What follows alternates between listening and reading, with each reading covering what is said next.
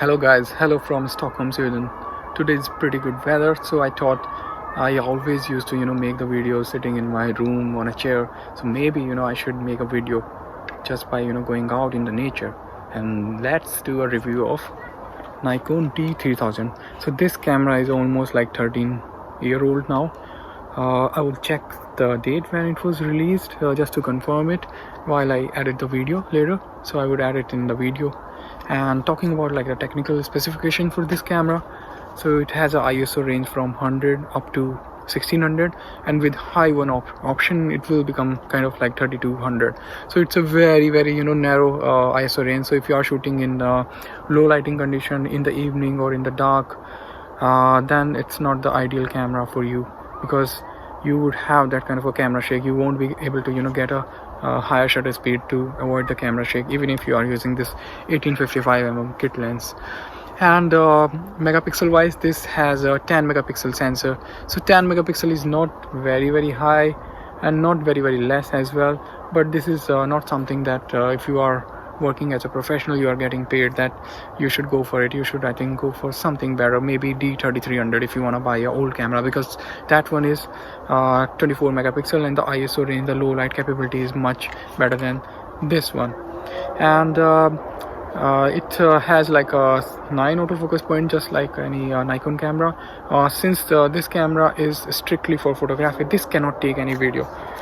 Let me just quickly show you how it looks from the side. You can connect using the the micro USB port to your computer. No mic input since it doesn't have any video. This is how it looks from this side.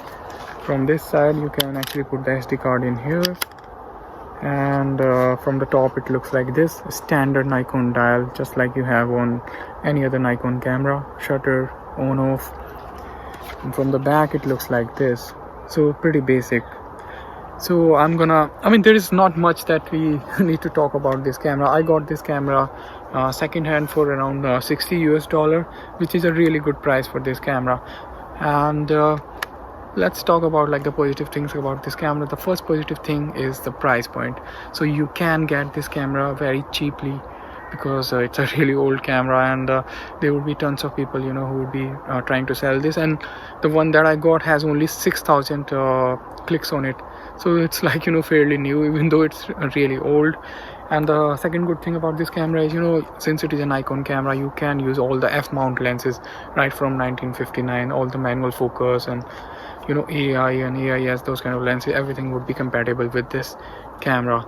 And the third thing is it's pretty easy to use, and it's very solid. It feels pretty good in the hand. It looks like it was made in Thailand. Yeah, even though like the made in Japan camera was slightly better, but yeah, this feels pretty solid. It doesn't look like some cheap plastic. The grip is pretty nice, ergonomics are pretty nice. Now let's talk about like the negative things about this camera. So the first negative thing is the ISO range. It's very narrow, so you would have the chances of having camera shake if you are shooting in low lighting condition. Second thing is it's not that great sensor. It's just 10 megapixel and the sharpness is not that great. Like if you compare this with D3100, D3200 or D3300, even this 10 megapixel sensor is not that great. The sharpness is very much lacking in the images. I also reviewed a Canon 1000D a week ago, and compared to that feature wise they look pretty much similar, but the image quality I got out of that camera was just slightly better than this one. But that doesn't mean that you cannot take good pictures with this one. Of course you can, if you know the basics of photography and how to control the light and the angles and those kind of things. If you are using this in a studio, you can add a lot of lights, and you can use a nicer lens. Like if you are using this with a 50mm f1.8 lens, so you can get a really great image, or you use a 35mm DX lens. That one is a very sharp and very nice lens as well. But with this kit lens also you can get decent photos as well, depending on the lighting conditions and those kind of things. Second bad thing about this camera that I found was it doesn't have any live view. Canon 1000D, even though that one also doesn't shoot any video, but that one still have a live view. The advantage with the live view is that you can use older manual focus lenses, and then you can see how things are looking on the screen, and then you use the focus ring just to manually focus until you get a text sharp focus. So that thing is lacking. Another bad thing about this camera is, let's say I'm taking a photo of that tree. It's not okay. So I took the photo. So now as soon as I took the photo, usually it should automatically play here, show here, but I have to press this button twice just to get that image. So that is something I didn't like. Every time I take a picture, I have to click this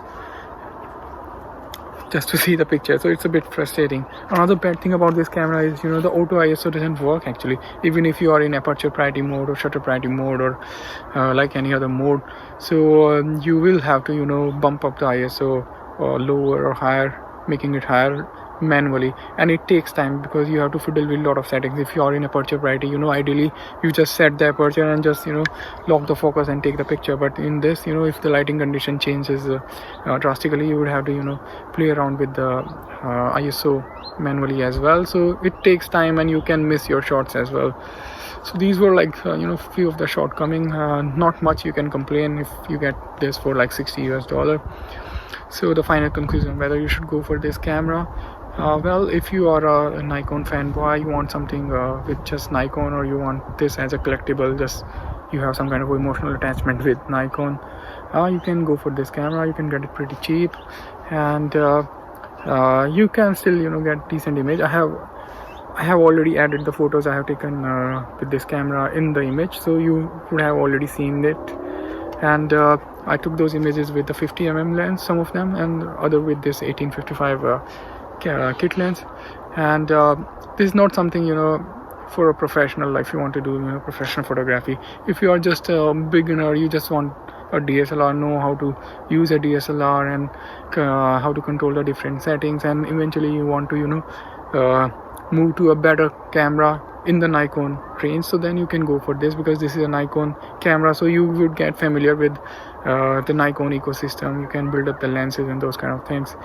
But if I were you guys, maybe I would get a cheap Canon 1000D, because that one is slightly better than this camera, and you can get that in the same price range, and it gets better photos as well. That one gets much better photos than this one as well. And yeah, that's it. If you have any questions about this camera, you can put the comments, or you can go to my Instagram profile. You can follow and directly message me. We can have a chat there. We can also do a live session about different camera and gear someday. And yeah, see you guys in the next video, and I need your support, so please subscribe to the channel, press the bell icon, and share the video, so that I can get more motivated. I would bring more quality stuff in the future as well for you guys. See you in the next video.